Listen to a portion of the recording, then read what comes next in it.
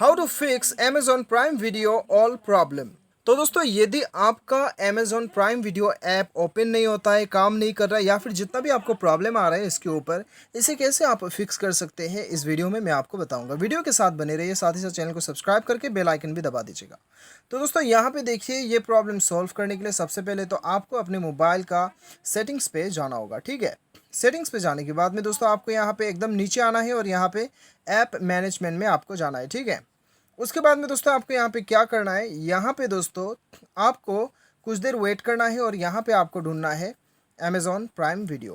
ठीक है, तो चलिए हम ढूंढ लेते हैं यहाँ पे Amazon प्राइम वीडियो।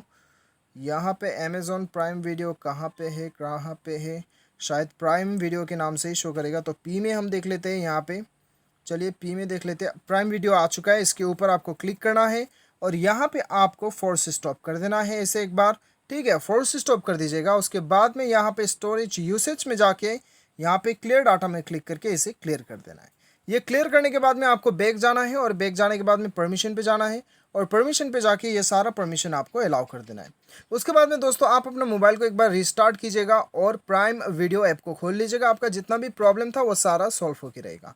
उम्मीद करता हूँ आपको वीडियो पसंद आया होगा। Thanks for watching.